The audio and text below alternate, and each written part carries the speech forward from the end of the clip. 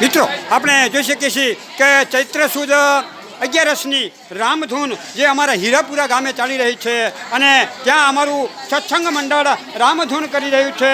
તેમજ અમારા બહાર ગામ રહેતા અમારા યુવાન મિત્રો જે અમદાવાદ રહે છે તેઓ અહીંયા રામધૂનમાં આવ્યા છે.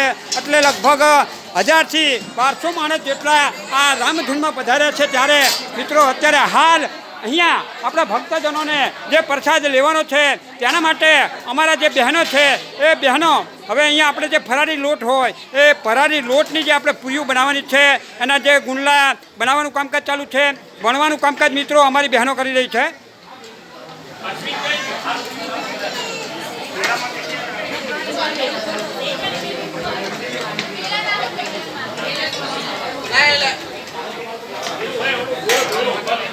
જો મિત્રો આપણે જોઈ શકીએ છીએ કે આ પૂરીઓ વણવા માટે ખાસ અમારા અમદાવાદથી બહેનો પધાર્યા છે.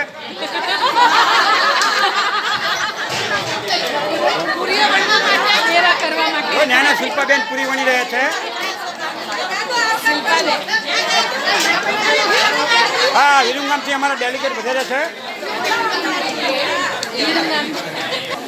જો મિત્રો આપણે જોઈ શકીએ છીએ કે અહીંયા આ પૂરીઓ તરવાનું કામકાજ મિત્રો અહીંયા ચાલી રહ્યું છે.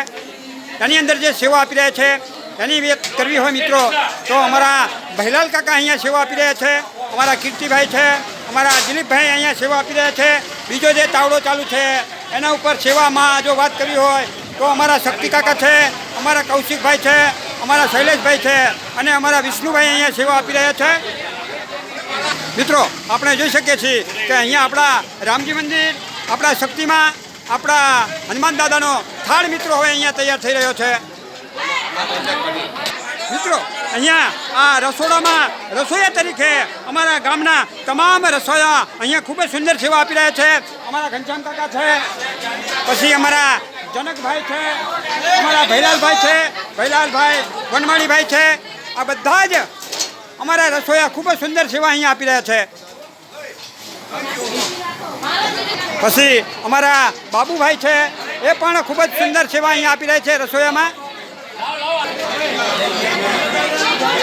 અહીંયા આ રસોડામાં જે પણ અમારા યુવાન મિત્રો અને અમારા બહેનો જે સુંદર સેવા આપી રહ્યા છે એમને ખૂબ ખૂબ ધન્યવાદ છે.